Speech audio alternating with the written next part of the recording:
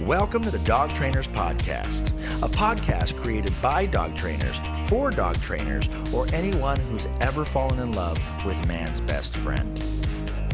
What was your introduction to ECollar? I'm trying to remember how I actually started to learn about it. I want to say Sean. Like online? Yeah, I'm not 100% sure, to be honest, because I was around a lot of dogs and hearing people talk about a lot of different things, and I was also I don't know for sure even like where the first like spark was in my head about it. I needed to get Marley's reactivity under control was the main thing why I started to learn about it. Okay. And I needed to also, I really wanted to have an off-leash dog. Like I got a dog to have fun with him. I was no longer going to dog parks. I couldn't really bring him to work. Like I could bring him to work, but I didn't bring him into the play area much. Right. I used to, and it was dangerous for him. Right. So I wanted a dog that I could have off leash, and I wanted a dog that I could walk, you know? Right. So I was open to doing anything to make that work. And that was prong collar. I used prong collar for a while, completely wrong. Didn't know what I was doing with it. I used an e-collar. What is it that you were doing wrong? Well, I didn't condition my dog to the tool properly. Got it. So that's wrong. Like you can't just put a prong collar on a dog and pop a leash and think that they're going to pop away. Yeah. You know? Right. Yeah. Which or those people that put it on and they let the dog drag them. And they use it. Right. You know? Use it as a regular collar. Yeah. Yeah. So I was doing a lot of like old school yank and crank in the beginning. Pivot, boom, pivot, boom. I had learned from somebody who trained dogs very old school, you know. I have a lot of respect for him, but I do things very differently than him now.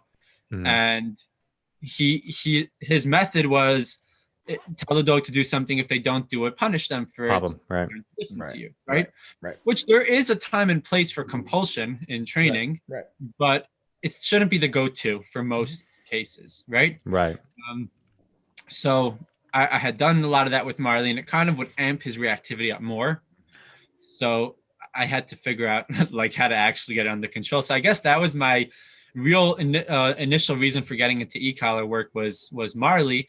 And then once I started to learn about it more and experiment with it a lot, poor Marley was my experiment dog, but yeah, once I started to really experiment with it more, I wanted to bring it to the clients that I was working with at the facility and offer it as something like, do you want an off-leash dog? Like, let's make it, let's give you more options than just having your dog on a leash and things like that. Right. It's funny how that works because my introduction to e-collar was also with one of my personal dogs. I learned how to work with an e-collar. It's been, I don't know how long now, 6-ish years, however long. But yeah, it was funny how that went. And I want to hear more about what you learned with your time in T3, what you learned in that seminar, you know, because I've only ever heard good things from T3. We know Sean. I talked to Jeff a little bit, and he was I'm in Phoenix, Arizona, Brent's in LA, and he was here, Jeff, doing seminars not too long ago.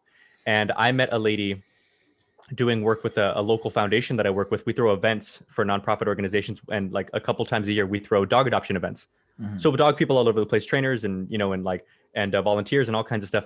And I met someone around here who did T3 and, you know, communicates with these guys very well. She's also like a newer trainer. Was it Hallie? Yes, it was. Cool. Yeah. You guys. I know. But so yeah, it was Holly. And I saw her in December. We did our event, and we're doing another one here in March.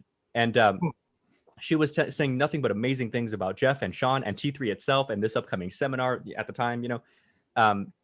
So you don't have to like get into too crazy detail. I don't want to like sell out their whole program, but just maybe some cool moments, some cool things that you learned while you were at it.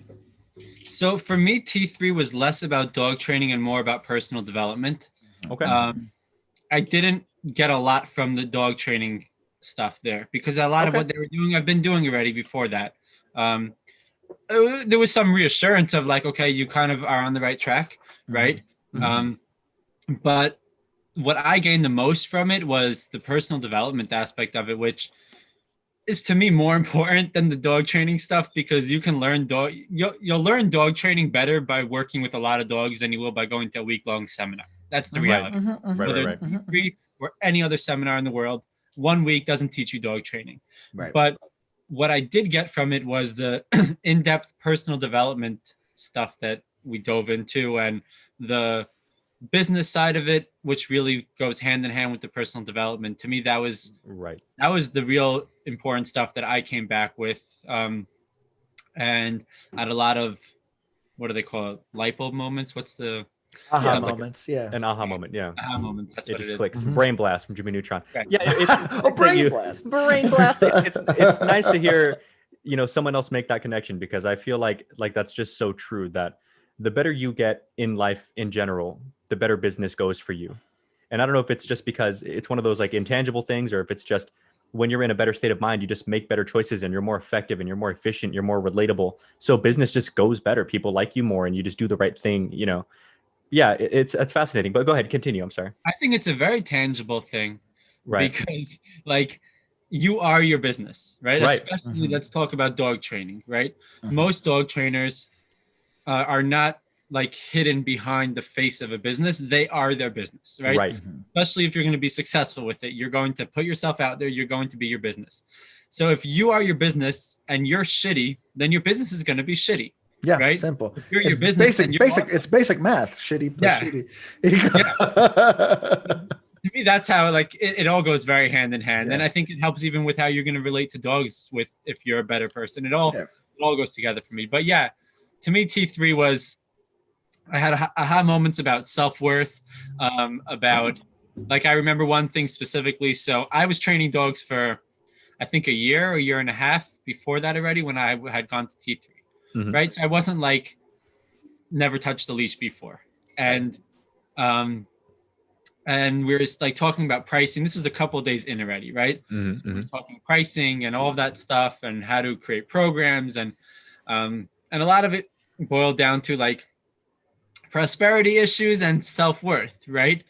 So I remember they had this whole talk about it, and then I raised my hand quietly because I was very shy then, quietly from the back, and Jeff was like, "What up, Russ?" Right? So Jeff and I kind of knew each other a little bit already, and I was like, "So do you think that $50 for an hour one-on-one session makes sense?" And he's like, "Well, how much do you get paid at your facility?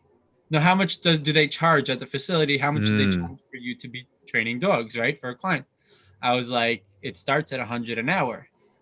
So he's like, "So why do you think that you're worth less than what you're already being paid, than what people are already being paying for to train with the same service, for the same service, right? With you, right? Yeah, you're the trainer." I remember a light bulb went off in my head, and I was like, "This has nothing to do with dog training or business. This is the way I think about myself. I didn't think of myself as worthy of having $100 an hour." Yeah, right. Yeah. And that's a massive thing. If you can't work through that, you're never going to be successful in any business. If you can't see how valuable you are, you're going to end up, you'll have a business for a little bit and it's going to fall apart. You're going to feel like shit and you're going to get taken advantage of. Right. Yeah. Or it's never going to grow because you can't put enough money into marketing and doing the things that, businesses have a lot of growing pains in the early stages and it takes money. Yeah. You're just working really hard to survive. Right. Yep. Right. You're real busy. Yeah. So that was a big one. A lot of moments like that. I think that's a huge lesson that I had to learn, that everyone has to learn. Because this is, how do you put a price point on something you would do for free? You know what I mean? Like help a dog or train a dog. I was working at the shelters when I first started, so it didn't make sense to me, because especially when you don't come from money, it's just I'm in LA, so we're charging LA prices, right? $200 an hour, right? And it's just I couldn't afford $200 an hour when I was 18 when I started. Right. Or so just imagine the idea of making $200 in 1 hour is you're like, whoa, that's at least, 20 hours of work. Right. So yeah, it's crazy. It's really, really crazy. And it wasn't until my mentor would kind of guide me through is you are an expert at what you do. You are good at what you do. You are effective. Right. And a person who values that will pay the price. And that's a big lesson that I think a lot of younger dog trainers, I feel like you and I have had similar conversations with this, I think together just on episodes with us too, but also with interviews to where, and I'm not at all surprised, but I'm very happy that these guys include that kind of thing in T3.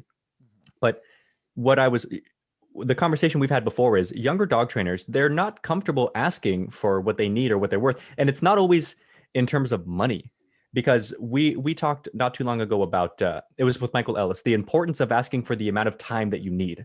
You know, as a younger dog trainer, it's easy to be like, oh, I charge, you know, X amount of dollars for a 3-week board and train program, when really the dog could use an extra week or two because of whatever the reason. And, you know, maybe you're not comfortable calling the owner and being like, hey, do you mind giving me the extra week? It's that much more money. It's that much more time. And it can be a scary thing. They could say no, they could get mad. They could, you know, whatever.